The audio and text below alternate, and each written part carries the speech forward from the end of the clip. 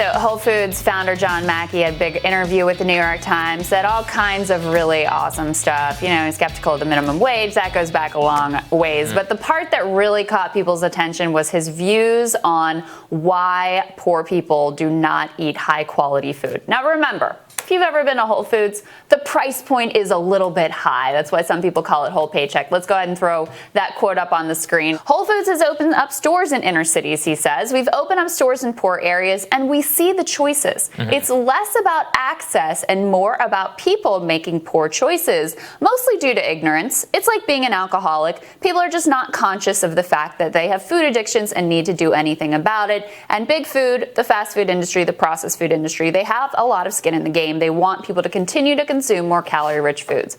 That last part, he's totally correct about, which is why it's ridiculous to blame the people themselves, not to mention, as I said, when you're running this grocery store with absurdly, ridiculously high prices for good quality food. By the way, I don't think their food is all that great personally, but for nutritious food, and then you're going to blame the poor people for not having better choices. Makes me sad because I love Whole Foods, which I know is very contrary to my brand. But look, the real issue here is how can you acknowledge big food and the concentration of that industry and their ability to control? And remember, we don't cover this enough, and I know it's very mundane, but the laws, regulations, and concentration within the agricultural and food industry is insane. And it's like what we all put into our bodies and how we've allowed this mass like corporate takeover of pipelines and vertical integration and grocery store distribution. It's criminal the way that a lot of this stuff operates. And it's largely designed not just price is low, but in order for the few, maybe 3-4 companies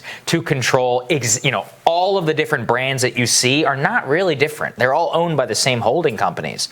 And so that is actually where I think the real issue is that it stacks like advertising, economic concentration, plus, access to food and all of that. And of course, whenever you're a lower income, then you're going to go through and you're going to buy whatever is, cheapest within the store. Right. And the cheapest crap is the crappiest food. Exactly. Like the worst for you. And they do it that way for a reason. Like it's like one of their market ways. They're like, oh, we're going to reduce the quality of the food. And this again is where the USDA and the way food is regulated, nobody even talks about it or looks at it. It has immense impact on your quality of life, what you're able to afford, egg prices, all these other things. Nobody ever wants to have a discussion. And this just goes again to show he's blaming consumers for a system which is so large, opaque, which the government has their hand in and more, and for making bad choices. I much more blame the government and the stores and the businesses themselves for making the system this way. Well, I blame the government and blame late stage capitalism, because the truth is all these his big food thing, the fast food industry thing is completely correct. Like anytime you look at a society and you say like overwhelming rates of obesity and poor healthcare outcomes,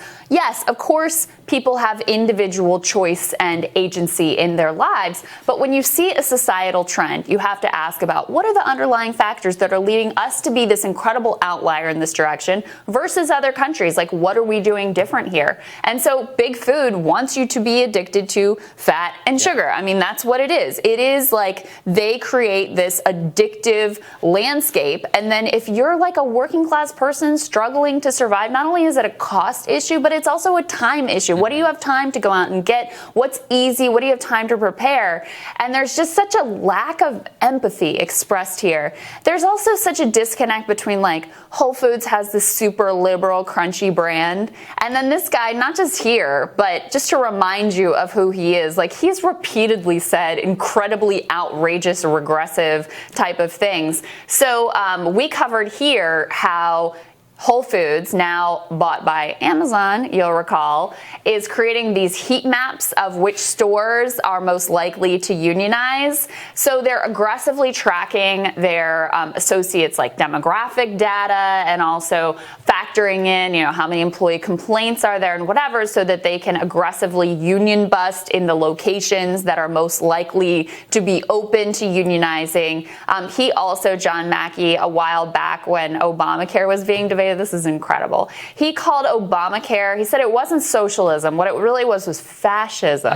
That's what Obamacare was. He's long opposed any minimum wage whatsoever. He has a long history of, while he has this liberal, crunchy branded store, of being completely regressive and condescending and judgmental and like, libertarian up by their bootstraps all the way. That's what Whole Foods liberalism is, right? It's upper middle class white liberalism where they're like, I'm socially liberal, but don't you dare go after my neighborhood or like go after anything that might impact my quality of life that I've created here or tax me a little bit more or any of these other things. It's like left libertarianism. That's essentially what it is. And that's what this demonstrates, which is that the people who create this, let's think about what Whole Foods actually is. Whole Foods is just a premium food service for rich people. That's it. I'm not saying it's a bad thing, but like that is what it is. Is that a real up by your bootstraps story? Like not really. I mean, and that's what most of the consumer economy in America today, how much of it actually serves 100% of consumers? Like nothing. That's because the bottom 75% of consumers don't actually have that much discretionary income. So all these new like direct-to-consumer products like vitamins and there's so many sunglasses and boxes of clothing and all. It's just for the top 25%.